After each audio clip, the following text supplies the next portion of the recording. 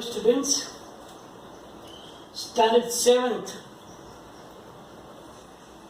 In chemistry, chapter number 5,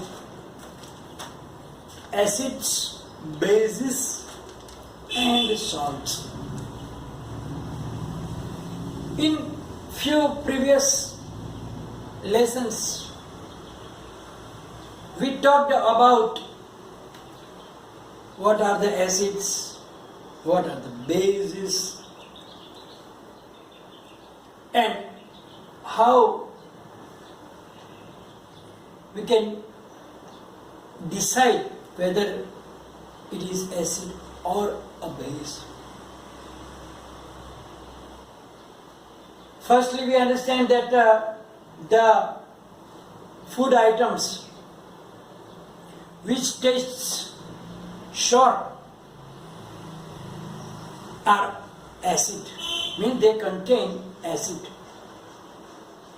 It means that they are acidic in nature.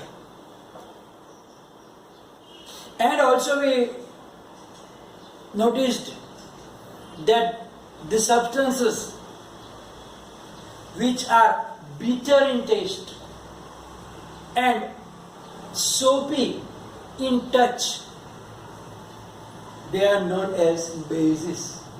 Means they contain base and they are basic in nature.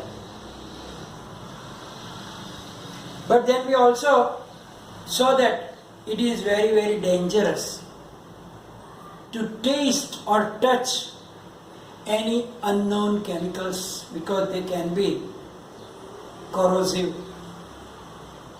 They can be harmful also. So to decide the nature of those chemical substances, we use some indicators which are also known as acid-base indicators.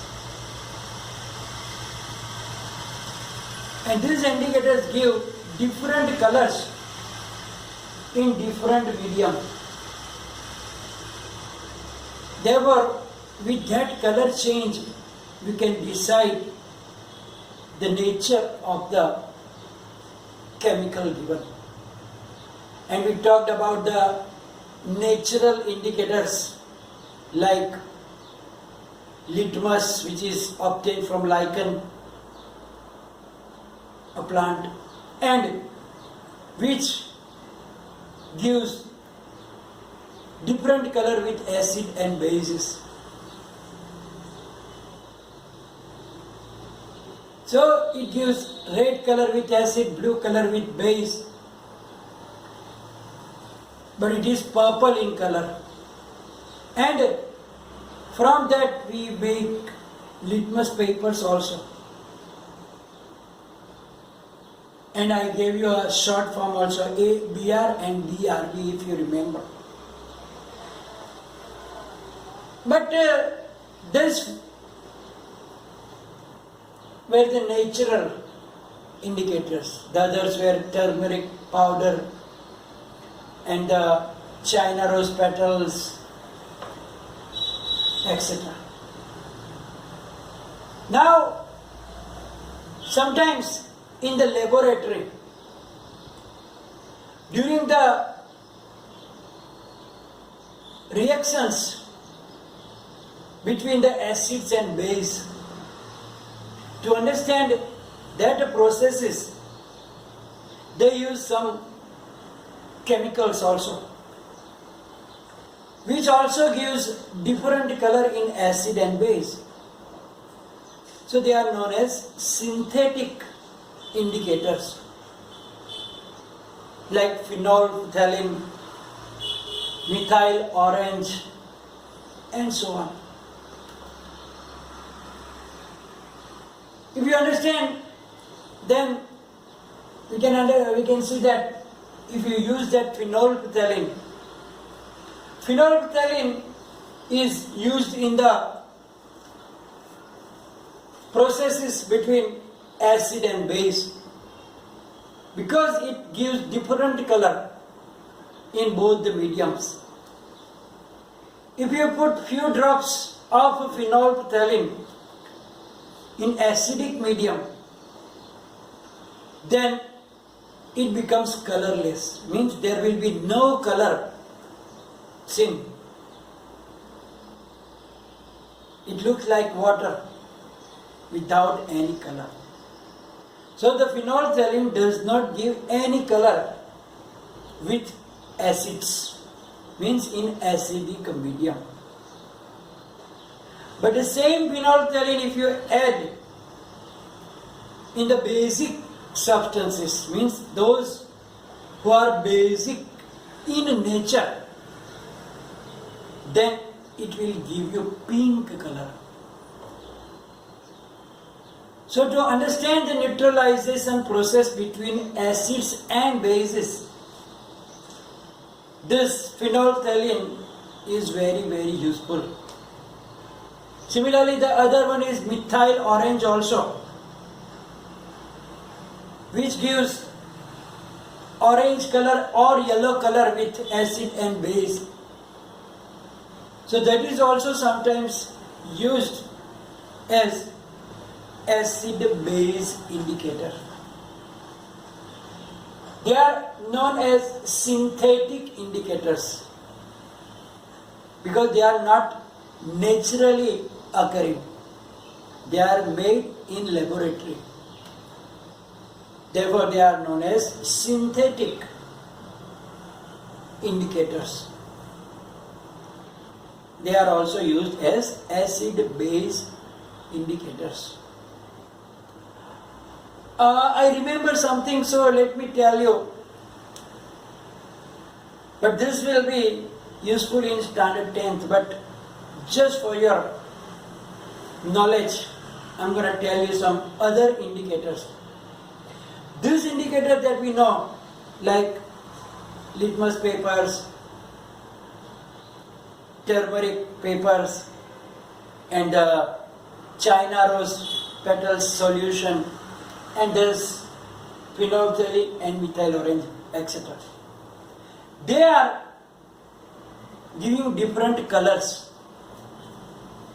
so that from that color change we can understand the nature.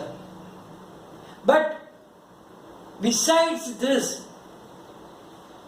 there are some other indicators also, which are known as olfactory indicators. Olfactory means we have olfactory nose in our nose, which is helping us to smell different type of fragrances or bed or whatever is there. Now some substances are such that they give different smelling with acid and base. So sometimes those indicators are also used, and they are known as olfactory indicators. The very common olfactory indicator is the onion, because onion give different smell in the presence of acid and in the presence of base. Similarly, the clove oil, clove. I hope everybody is familiar with the clove. જેને આપણે લવિંગ કહીએ છીએ. We use it in our food also. So that oil of that clove oil, and the other thing is vanilla. You know about the vanilla ice cream, vanilla essence. It have a typical smell. These three things are also used as indicators, but they are olfactory because they give different smells with acid and with base. About that in detail you will learn in the 10th standard. But just I remember, so I just gave you that knowledge. Now back to our chapter. I hope you have learned about the acid rain. Acid rain means acid is falling from the sky. Actually, when there is lots of pollution from the vehicles, you know that when the petrol and diesel and other fuels are used, mostly three types of gases like carbon dioxide, sulfur dioxide and nitrogen dioxide. These three gases, when they are in more proportion in the atmosphere, then what happens?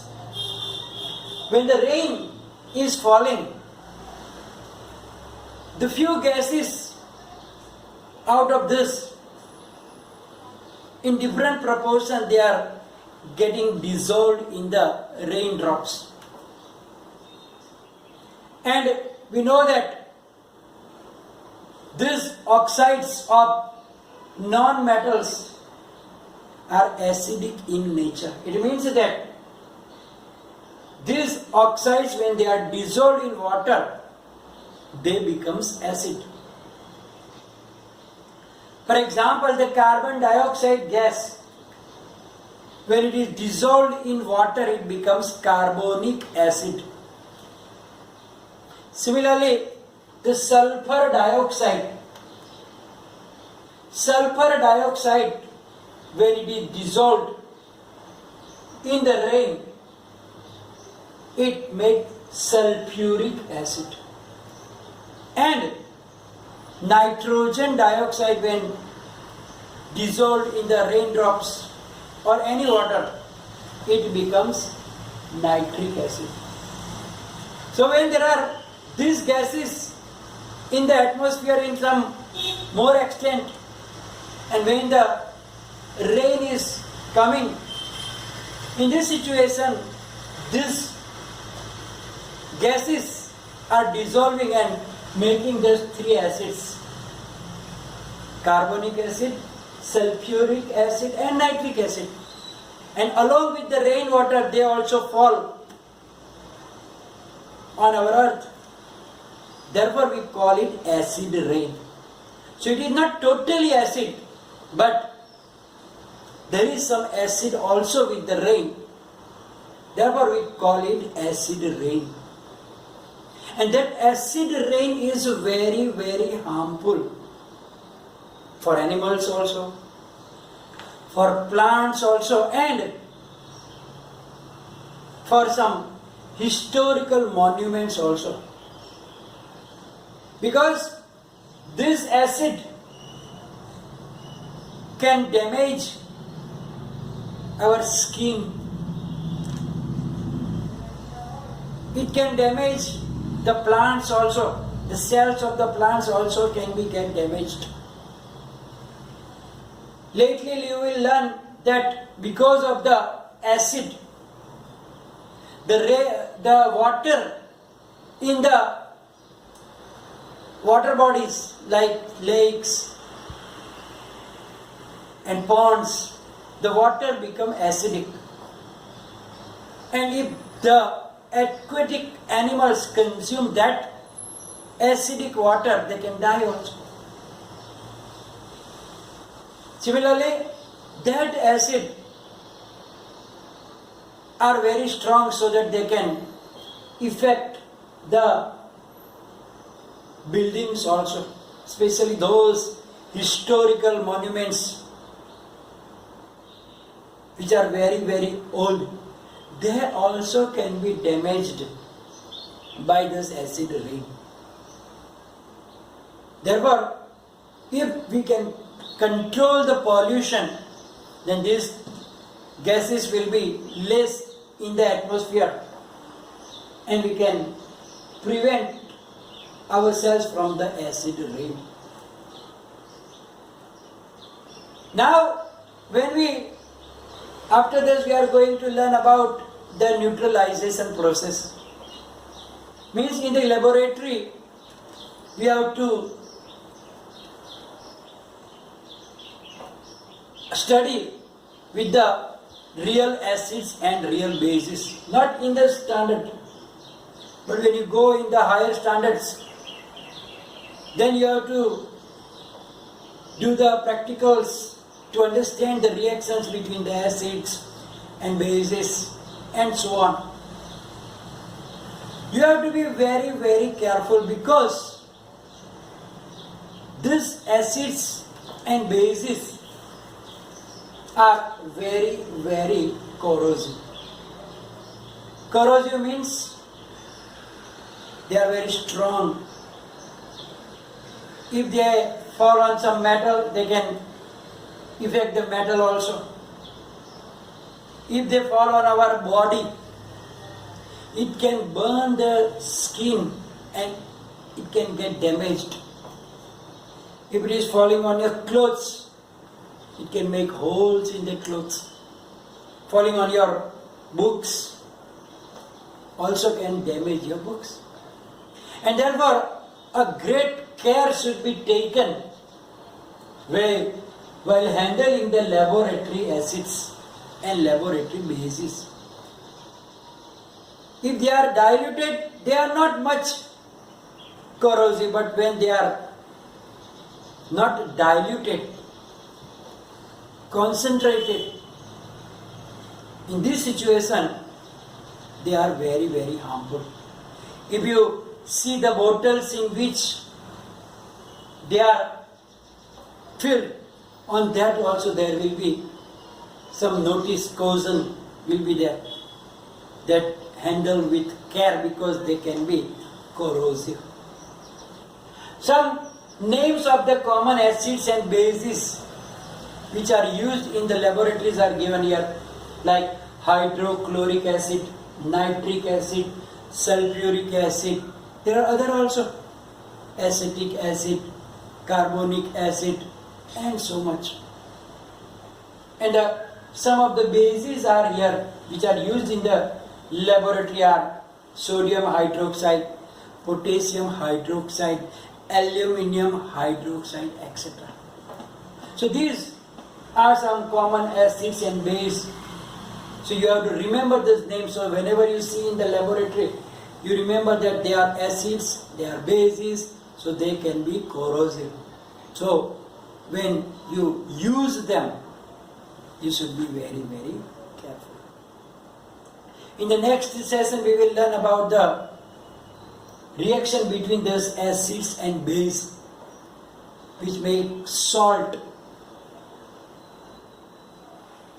So today we are going to stop now, and you will write down whatever will be given in the PDF file, and any confusion, query, there is comment section for you. Thank you very much.